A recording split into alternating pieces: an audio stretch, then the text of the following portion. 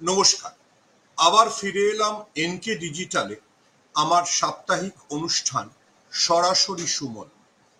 আজকের বিষয় আপনারা যেমনটা দেখতেই পাচ্ছেন, বিজেপি কি সত্যি একটা বাংলা বিরোধী, বাঙালি বিরোধী দল? এই প্রশ্নটা ওঠার কারণ সাম্প্রতিক কিছু ঘটনা। সে ঘটনা উত্তরবঙ্গের বন্যা হোক কিংবা দুর্গাপুরে একজন মেডিকেল ছাত্রীর ধর্ষণকে ঘিরে চাপানো। প্রশ্নটা বারবার উঠছেই, কেন বিজেপি বারবার বাঙালির বিরোধিতা করে? দেখুন, আমি এই কথাটা যখন বলছি তখন কোনো রাজনৈতিক জায়গা থেকে বিষয়টা বলবার চেষ্টা করছি, বিষয়টা বলবার চেষ্টা করছি বা ধরবার চেষ্টা করছি সামাজিক দিক থেকে। দেখুন, অতি সম্প্রতি আমরা একটা বাঙালির সবচেয়ে বড় উৎসব দুর্গাপুজোকে কাটিয়েছি। আর একটা উৎসব আসছে, কালী পুজো, যে কালী পুজোর সঙ্গেও বাঙালির আবেগ, বাঙালির সবকিছু জড়িয়ে। তারপরেই আছে ভাতৃদ্বিতীয়া বা ভাইফোঁটা। আপনি যদি দুর্গাপুজো থেকে ধারাবাহিকভাবে দেখেন, যে আমরা যারা কলকাতায় থাকি তারা সকলেই লক্ষ্য করেছি, দুর্গাপুজোর সময় থেকে বিজেপির নেতারা কিরকম ভাবে পায়ে পা দিয়ে, আমি যদি বলি পায়ে পা দিয়ে দাঙ্গা লাগানোর চেষ্টা করেছে। এটা আমি বলবো যে ঈশ্বরের আশীর্বাদ, আমি ঈশ্বরে বিশ্বাস করি এবং বাঙালির শুভ চিন্তা যে কোনো রকম দাঙ্গা হয়। কলকাতার একটি পুজোকে কেন্দ্র করে যেরকম ভাবে হট্টগোল বাঁধানোর চেষ্টা করা হয়েছে, যেভাবে স্ট্যাম্পেড যাতে হয় সে ধরনের চেষ্টা করা হয়েছে, তাও অত্যন্ত দুঃখজনক এবং উদ্বেগজনক। আমি স্ট্যাম্পেড বা ভিড়ে পিষ্ট হওয়ার ঘটনার কথাটা এই কারণে উল্লেখ করলাম, ঠিক পুজোর আগে আমাদের ভারতবর্ষেরই একটা রাজ্য তামিলনাড়ুতে একজন অভিনেতা বিজয়ের ঘটনা, মানে বিজয়ের মিছিলকে কেন্দ্র করে কিরকম ভাবে পদপিষ্ট হয়ে 40 জনের মতো মানুষ মারা গেছিলেন তা আমরা দেখেছি।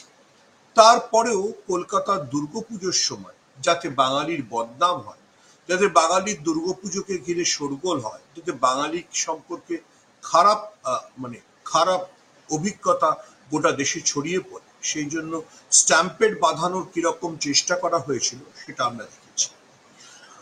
তারপরে এলো উত্তরবঙ্গের বন্যা, যে বন্যাটা একটা অত্যন্ত দুর্ভাগ্যজনক ঘটনা এবং যে বন্যায় পাহাড়ের মানুষ মারা গেলেন ডুয়ার্সের মানুষ। সেই বন্যাটাকে কেন্দ্র করেও কিরকম ভাবে আবার আমি শব্দটা বারবার ব্যবহার করছি, বাঙালির বদনাম করবার চেষ্টা করা হয়েছে, বাংলাকে বদনাম করবার চেষ্টা করা হয়েছে, সেটা আমরা সবাই দেখেছি। দেখুন, রাজনৈতিক বিরোধ থাকতে পারে, রাজনৈতিক বিরোধ সবসময় থাকবে, যে কোনো রাজ্যে রয়েছে।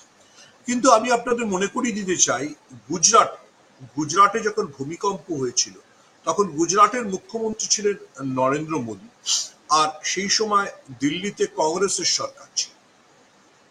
সেই সময় সোনিয়া গান্ধীর অত্যন্ত আস্থাভাজন একজন কংগ্রেস নেতা ছিলেন, যাকে আমরা সবাই চিনি, আমার তো খুবই ঘনিষ্ঠ ছিলেন, আহমেদ প্যাটেল। সেই আহমেদ প্যাটেল কিভাবে গুজরাটের জন্য গুজরাটের বিজেপি সরকারের সঙ্গে হাতে হাত মিলিয়ে ত্রাণের ব্যবস্থা করেছিলেন, যাতে বিদেশ থেকে ত্রাণ এসে পৌঁছয় সে ব্যবস্থা করেছিলেন, সেটা আমরা সকলে জানি। সেক্ষেত্রে কিন্তু আহমেদ প্যাটেল যে একজন কংগ্রেসি, গুজরাটে যে নরেন্দ্র মোদীর বিজেপি সরকার রয়েছে, এগুলো কোনো বাধা হয়ে না। আমি খুব দুঃখজনক, কিন্তু আমি বলতে বাধ্য হচ্ছি, আহমেদ প্যাটেল যে মুসলমান ছিলেন, আর গুজরাটে যে হিন্দুত্ববাদী সরকার চলছে, সেটাও বাধা হয়ে না। কিন্তু উত্তরবঙ্গের বন্যা, ধস এবং প্রাকৃতিক বিপর্যয়ে মৃত্যুর সময় আমরা দেখলাম যে কিভাবে রাজনৈতিক চাপানুতোর চলল। অর্থাৎ তৃণমূল সরকার খারাপ, তৃণমূল সরকার অমুক করেছেন, মমতা বন্দ্যোপাধ্যায় অমুক করেছেন, এই প্রচারগুলোয় উত্তরবঙ্গের জন্য হাতে হাত মিলিয়ে আমরা কোথায় বিজেপিকে সাহায্য করতে দেখি। দেখুন, দার্জিলিং এ যা ঘটেছে তা অত্যন্ত দুঃখজনক এবং আমি দক্ষিণবঙ্গের একজন মানুষ হিসেবে সে কারণে অত্যন্ত লজ্জিত। আমি মনে করি যে দক্ষিণবঙ্গের মানুষ হিসেবে আমরা উত্তরবঙ্গকে যথেষ্ট গুরুত্ব বা যথেষ্ট প্রাপ্য সম্মান দিই। সেজন্যই দক্ষিণবঙ্গের মানুষ উত্তরবঙ্গের বন্যা বা উত্তরবঙ্গের ধস নিয়ে আমরা একটু কি বলবো রিলাক্টেড বা নিষ্প্রিয়। কিন্তু কিন্তু উত্তরবঙ্গের বন্যা নিয়ে তো মমতা বন্দ্যোপাধ্যায় কোনো ধরনের নিষ্ক্রিয়তা দেখায়। আমরা যখন আজ কথা বলছি সেই সময় মমতা বন্দ্যোপাধ্যায় দ্বিতীয়বারের জন্য উত্তরবঙ্গে আছে। কিন্তু আপনি সত্যি করে যদি আপনি বিজেপি সমর্থক হন, যদি আপনি বিজেপিকে ভোট দেওয়ার কথা ভাবেন, বুকে হাত দিয়ে বলুন তো যে বিজেপির নেতারা দার্জিলিং এর জন্য কি করলেন। আমি নাম করে বলছি কারণ এখন আমরা বাঙালিকে যে সংকটে ফেলার চেষ্টা করা হচ্ছে সেই সময় নাম দিয়ে প্রত্যক্ষ উদাহরণ দিয়ে বললেই বেটার। দার্জিলিং এর সাংসদ ছিলেন সুরিন্দর সিং আলুয়া। তিনি একসময় কংগ্রেস করতেন, পরবর্তীকালে বিজেপিতে যান। এই দার্জিলিং থেকে জিতে তিনি সাংসদ হন এবং কেন্দ্রীয় মন্ত্রী হন। আপনি এই গোটা প্রাকৃতিক ধস বন্যার সময় সুরিন্দর সিং আলুওয়ালিয়া দার্জিলিং এ গেছেন, দার্জিলিং এর জন্য কিছু করছেন, এরকম কোনো উদাহরণ পেয়েছেন? হ্যাঁ, দার্জিলিং এ যিনি বর্তমান বিজেপির সাংসদ রাজু বিস্তা তিনি আছেন। কিন্তু বিজেপির নেতারা আপনি বলুন যে বিজেপির নেতারা নরেন্দ্র মোদী হোক অমিত শাহ হোক তিনি উত্তরবঙ্গের বন্যার জন্য কি ভেবেছেন, কি করেছেন? দেখুন, উত্তরবঙ্গের বন্যা বা তারপরে যখন বিজেপির একজন সাংসদ খগেন মুর্মু এবং একজন বিধায়ক শঙ্কর ঘোষ আক্রান্ত যে আক্রান্ত হওয়ার পেছনে মানুষের জনরোষী অন্যতম কারণ ছিল বলে আমি মনে করি। তারপরে বিজেপির কোন সর্বভারতীয় নেতা এসছেন? যাকে বিজেপি পাঠিয়েছে কিরণ রিজিজু, তিনি বিজেপির নিরিখে কোনো গুরুত্বপূর্ণ নেতা। নরেন্দ্র মোদী বা অমিত শাহ অন্য কোনো বিষয় হলে পশ্চিমবঙ্গে ঝাঁপিয়ে চলে আসে। 2021-এর লোকসভা নির্বাচনে আমরা দেখেছি, 2026-এর বিধানসভা 2021-এর বিধানসভা নির্বাচনে আমরা দেখেছি, 2024-এর লোকসভা নির্বাচনে আমরা দেখেছি, 2026-এর বিধানসভা নির্বাচন আসছে। আবার আমরা দেখব নরেন্দ্র মোদী অমিত শাহ ডেলি প্যাসেঞ্জার। তো যারা পশ্চিমবঙ্গের ভোটের জন্য এত কাতর, পশ্চিমবঙ্গে ক্ষমতা দখল করতে এত মরিয়া, তারা উত্তরবঙ্গে ধস বা বন্যার সময় কোথায়? তাহলে আপনার সত্যি সত্যি প্রশ্ন জাগবে না যে এই দলটি রাজনৈতিক ক্ষমতা লাভের জন্য যতই মরিয়া হোক, এরা কি সত্যি সত্যি বাঙালিকে ভালোবাসে, বাংলার স্বার্থের কথা ভাবে? তারপরে ধরুন এই যে দুর্গাপুরের একটি দুঃখজনক ঘটনা, যে ঘটনাটির অবশ্য একটা অন্য রূপ এখন আমাদের সামনে আসছে। যাই হোক, দুর্গাপুরে একজন মেডিকেল ছাত্রীর উপর যৌন নিগ্রহ হয়েছে বলে অভিযোগ। আবার আমি বলছি, ধর্ষণ একটা সামাজিক ব্যাধি এবং অত্যন্ত খারাপ বিষয়। কিন্তু দুর্গাপুর নিয়ে যেভাবে ওড়িশাকে সামনে রেখে পশ্চিমবঙ্গের বিজেপি নেতারা নেমে পড়লেন বাংলার বদনাম করবার জন্য, তার কি কারণ আছে? দেখুন, বাঙালি হিসেবে আমি আবারও বলছি যে এটা হোয়াট অ্যাবাউটারই সময় নয়। পশ্চিমবঙ্গে কটা ধর্ষণ হয়, ওড়িশায় কত ধর্ষণ হয়, সেই পরিসংখ্যান আমরা সবাই দেখলেই বুঝতে পারব। এই মেডিকেল ছাত্রী যিনি দুর্গাপুরে আক্রান্ত হয়েছে, তার বাড়ি জলেশ্বরে, তার থেকে কিছু দূরে বালেশ্বরে একটি কলেজ ছাত্রীকে কেন আত্মহত্যা করতে হয়েছিল, বা পুরীর সমুদ্র সৈকতে কিভাবে একজনকে ধর্ষণ করা হয়েছিল, এই সমস্ত ঘটনা আমরা রোজ দেখি। কিন্তু আমরা কি সেইটার জন্য গোটা ওড়িশার সমাজকে আক্রমণ করবার চেষ্টা করছি? পশ্চিমবঙ্গের বিজেপি নেতৃত্ব, দুঃখের বিষয়, আবার আমি বলছি দুঃখের বিষয়, পশ্চিমবঙ্গের বিজেপি নেতৃত্ব উড়িষ্যায় যেহেতু তাদের সরকার রয়েছে, তাদের সরকারকে তাদের মুখ্যমন্ত্রীকে দিয়ে ঠিক সেই কাজটাই করে।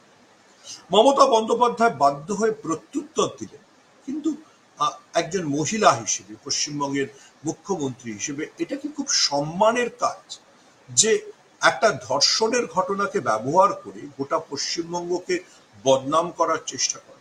আবার আমি বলছি যে ধর্ষণ অত্যন্ত দুঃখজনক ঘটনা। ওই মেয়েটির সঙ্গে যা ঘটেছে, যদি সেটা ধর্ষণ হিসেবে যদিও এখন বিভিন্ন তথ্য সামনে আছে, কিন্তু ওই মেয়েটির সঙ্গে যা ঘটেছে তা দুর্ভাগ্যজনক। কিন্তু সেটাকে কেন্দ্র করে আপনি গোটা বাংলাকে বদনাম করার চেষ্টা করবেন। আপনি বিজেপি নেতা হয়ে ভুলে যাবেন যে আপনি একজন বাঙালি। আপনি ভুলে যাবেন যে এটার সাথে বাংলার সম্মান, বাংলার নারীদের সম্মান, বাংলার মহিলাদের সম্মান জড়িত। ক্ষমতা দখলের জন্য কি আপনাকে এতটা নির্লজ্জ হতে হবে, এতটা বাঙালি বিরোধী, বাঙালি বিদ্বেষী হতে হবে যে আপনি সব কিছুকে ভুলে যাবেন? আবার আমি বলছি, এই প্রত্যেকটা ঘটনা যতটা না রাজনৈতিক, তার চাইতে অনেক অনেক বেশি সামাজিক। একজন বাঙালি হিসেবে, একজন বাঙালি নাগরিক হিসেবে, ভারতীয় নাগরিক হিসেবে আমাদেরকে যন্ত্রণায় ঋদ্ধ করে। আপনি যদি পশ্চিমবঙ্গের বিজেপি নেতাদের কথা ধরেন, আমি নাম করতে চাই না, নাম করাটা মানে বিড়ম্বনার বিষয়। আচ্ছা, ধরুন শুভেন্দু অধিকারীর কথাই ধরেন, তাহলে দেখবেন যে তারা রোজ যেভাবে চিৎকার করে চলেছেন, মনে হচ্ছে পশ্চিমবঙ্গটা রোহিঙ্গাতে ভরে গিয়েছে। পশ্চিমবঙ্গের ভোটার তালিকা থেকে নাকি 1 কোটি লোকের নাম বাদ যাওয়া বিজেপি নেতারা রোজ বলে চলেছে। আচ্ছা, রোহিঙ্গা ধরার কোনো অ্যাপ কি শুভেন্দু অধিকারীর হাতে আছে? মমতা বন্দ্যোপাধ্যায় যেটা বলেছেন সেটা তো ঠিক। গোটা মানে পৃথিবীতে রোহিঙ্গার সংখ্যা 17 লাখ, তার মধ্যে 12 লাখ লোক আছেন বাংলাদেশের। রোহিঙ্গা কেন? মানে পশ্চিমবঙ্গে 1 কোটি রোহিঙ্গা আসবে কোথা? এইসব মানে মানে মানে এমন সব কথা বলা যা পশ্চিমবঙ্গের জনগণকে অপমান করা। পশ্চিমবঙ্গের জনগণ মানেই বাংলাদেশি অনুপ্রবেশকারী, পশ্চিমবঙ্গের বাঙালি মুসলমান মানেই রোহিঙ্গা। এর চাইতে অপমানজনক, এর চাইতে খারাপ, এর চাইতে প্ররোচনামূলক আর কি হতে পারে? এবং দেখুন, বিজেপি নেতাদের যা বক্তব্য, যাকে তৃণমূল ষড়যন্ত্র বলছে, তা প্রতি মুহূর্তে ধাক্কা খাচ্ছে, প্রতি মুহূর্তে। সামিরুল ইসলাম, তৃণমূলের রাজ্যসভার সাংসদ, তিনি যেভাবে সোনালী খাতুনের মামলাটি জিতেছেন, তারপরে বিজেপি নেতাদের কিছু বলার মুখ থাকে? একজন ভারতীয় মহিলাকে শুধুমাত্র মুসলিম বলে আপনি বাংলাদেশি বলে দেগে বাংলাদেশে পাঠিয়ে দিয়েছেন। সেই মহিলা অন্তঃসত্ত্বা ছিল এবং আজকে সমস্ত তথ্য প্রমাণ দিয়ে তিনি ভারতীয় বলে প্রমাণ হচ্ছে এবং তাকে দেশে ফেরত আনার তোড়জোড় হচ্ছে। এটা কার জন্য সম্মান? এরপরে আমি আমি আমি আমি জাস্ট জিজ্ঞেস করতে চাই, সামিরুল ইসলাম সোনালী খাতুনের যা ঘটনা সেটা যেভাবে প্রমাণ করেছেন, তারপর কোনো বাঙালি মুসলমানের যদি তিনি কবরে শান্তিতে গিয়ে শুতে চান, যদি তার বিবেক বলে কিছু থাকে, তাহলে তিনি বিজেপিকে ক্ষমা করবেন? কোন বাঙালি মুসলমান বিজেপিকে এরপরে ক্ষমা করবে? এই যে সমস্ত মধ্যবর্তী মানে কর্মধারায় সব দল আছে, আমি কংগ্রেসের কথাই বলছি, কংগ্রেসের কি ভূমিকা ছিল সোনালী খাতুনকে পশ্চিমবঙ্গের প্রদেশ কংগ্রেস সভাপতি শুভঙ্কর সরকার আজকে মালদায় গেছেন, তার কি ভূমিকা ছিল সোনালী খাতুনকে ফিরিয়ে আনার ব্যাপারে? এই যে আইএসএফ নেতা নওশাদ সিদ্দিকী এত কথা বলেন, তার কি ভূমিকা ছিল সোনালী খাতুনকে ফিরিয়ে আনার ব্যাপারে? যখন বাংলাদেশি বলে বাংলার মুসলমানদের দেখে দিয়ে এই বিজেপি মানে বাংলাদেশে পুশব্যাক করছিল, তাদের যখন চরম যন্ত্রণা অবমাননার শিকার হতে চলছিল, তখন নওশাদ সিদ্দিকী হোক, শুভেন্দু অধিকারী হোক, আর শুভঙ্কর সরকার হোক, এরা কোথায় ছিল? কতটা লজ্জার বিষয়। আমি আবারও বলছি যে আপনার আপনার রাজনৈতিক বিরোধ থাকে, কিন্তু সিপিএম তো আজকাল দুটো ভাগে ভাগ করেছে, একটা হচ্ছে ORSS বিজেপি, আর একটা সিপিএম থেকে যাওয়া বিজেপি। আমি এসব সিপিএম তাদের জন্য কার্ড দেবে টেবে কিনা এসব নিয়ে আগে অনুষ্ঠান হয়ে গেছে বলছি, কিন্তু আমি বলছি যে এই যে বিজেপি নামক যে দলটি, সেটা সার হোক, সেটা দুর্গাপুরের ঘটনা হোক, সেটা উত্তরবঙ্গের ঘটনা হোক, প্রতিটি ঘটনার ক্ষেত্রে কেন বাঙালির বিরুদ্ধে কথা বলছে? কেন বাঙালি জাতির বিরুদ্ধে কথা বলছে? কেন বাঙালির সম্মানের বিরুদ্ধে কথা বলছে? কেন বাঙালির দুর্গাপুজোর বিরুদ্ধে কথা বলছে? দুর্গাপুজোর আগে এমন একটা রব উঠলো যে বাংলায় দুর্গাপুজো হতে দেওয়া হয় না, বাংলায় মুসলমানদের এমন অত্যাচার যে দুর্গাপুজোই হয় না। দুর্গাপুজো হলো না, দুর্গাপুজোয় সবাই শান্তিতে ঠাকুর দেখলো না, যা যে যার ইচ্ছের মতো খিচুড়ি, যার ইচ্ছে সে বিরিয়ানি খেলো না। তাহলে এই অপপ্রচারগুলো কেন? দেখুন, আবারও আমি বলছি যে এটা গুজরাটের ক্ষেত্রে হবে না। গুজরাটে আহমেদ প্যাটেল আর নরেন্দ্র মোদী হাতে হাত মিলিয়ে, এগেন আই রিপিট, হাতে হাত মিলিয়ে গুজরাটের ভূমিকম্পের জন্য কাজ করে। কমল হাসান, যিনি তামিলনাড়ুতে কংগ্রেসের সহযোগী দল, যিনি যিনি তামিলনাড়ুতে কংগ্রেসের জন্য রাজ্যসভার সাংসদ হয়েছেন, সেই কমল হাসান কন্নড় সিনেমা নিয়ে একটা কথা বললে কর্ণাটকের সবাই মিলে প্রতিবাদ করে।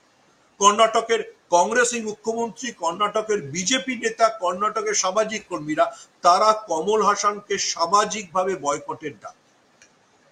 কারণ এটা কন্নড় কন্নড় ঐক্যের বিষয়, সেখানে কংগ্রেস বিজেপি কিচ্ছু আসে না। যখন গুজরাটে সাহায্য করার বিষয় হয় তখন আহমেদ প্যাটেল মুসলমান কিনা, নরেন্দ্র মোদী হিন্দু কিনা কিচ্ছু যায় আসে।